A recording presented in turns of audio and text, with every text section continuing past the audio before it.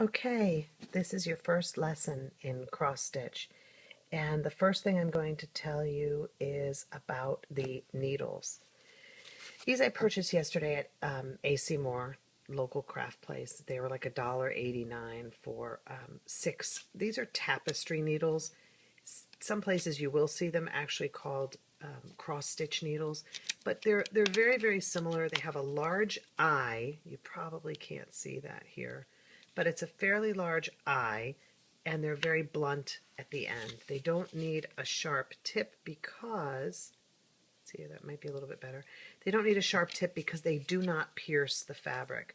Cross stitch fabric, and these are some samples. This is a dark colored Ada, but you can see if I hold it up, you can see the holes through there. So you're not piercing the fabric, you're just going in those holes, so you don't need a point.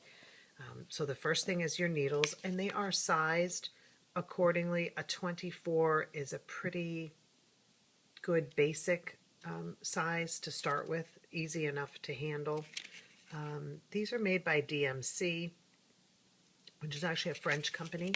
All of their products come from France. This is DMC floss. It is well, it's not the cheapest. There is some cheaper stuff, but this is very basic for embroiders. It's a very good quality. It's cotton. It's dyed. It's dye fast, which, like if you wash it, it will not bleed all over your fabric. Some of them will, so you do have to be careful.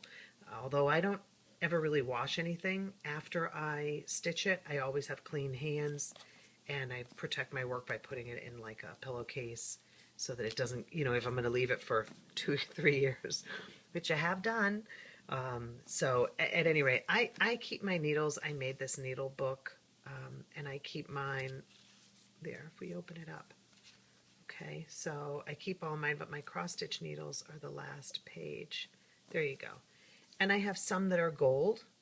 Well, you can see the head much better on that because it's got a dark background. I don't think that's a cross stitch. I'm not sure how that one got in there, but these have very, very blunt ends, which is nice. You don't really stab yourself on these. So that's kind of Needles 101, and I could get into Thread 101 with you. So we'll do the basic stuff, which is the DMC. Again, this is made in France. You get almost 9 yards in a skein of this floss. This is sold anywhere and everywhere. You can go to Walmart, AC Moore, Michael's, any craft store, and this stuff is cheap. I've seen it on sale sometimes. If you catch the sale at the right time, I've seen them 8 for $1, which is awesome. You can build a really good collection of beautiful colors, very inexpensive.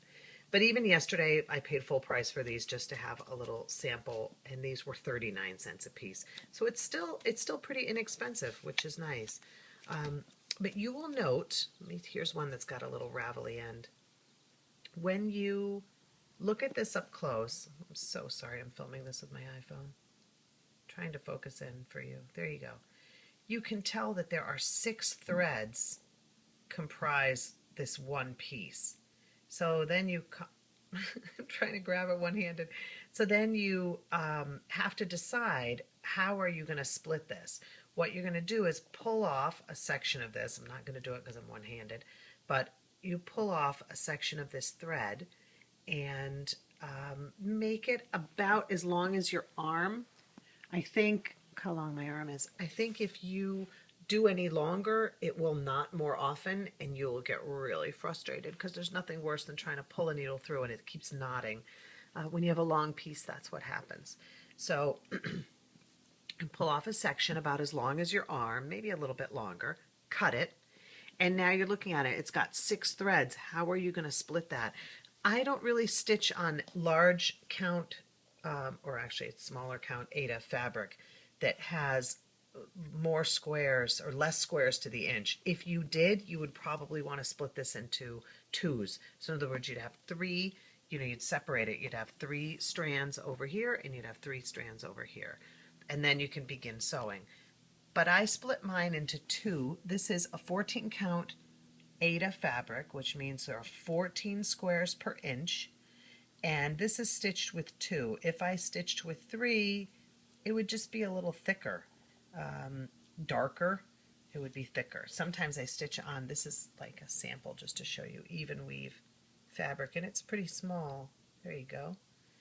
And sometimes I stitch with 2 on this, but I know people who stitch with 1. The benefit to stitching with 2 is that your thread goes farther, because normally a yard would give you X amount of coverage, but you're splitting it in 2, you get twice the coverage. If you're splitting it in 3, you get 3 times the coverage. So it really depends on what you want to do. So that's kind of your thread. So rush out and go buy some thread. And while you're at the craft store, look for your fabric. And I think for a beginner, the best fabric would be Ada, because it has your squares out for you. Check that out with some daylight behind it. You can see exactly where you're supposed to stitch, so you know to come up in this area and go down in the next. Which that's another lesson, but go get yourself. Let's see. You're going to need a hoop. You're going to need scissors. You're going to need a couple skeins of floss. You're going to need some needles, and you're probably going to need good lighting. A nice place to sit, a sunny, beautiful day. There you go. And some good lighting. You can hear the owl hooting out my window. So quiet. Okay, there you go.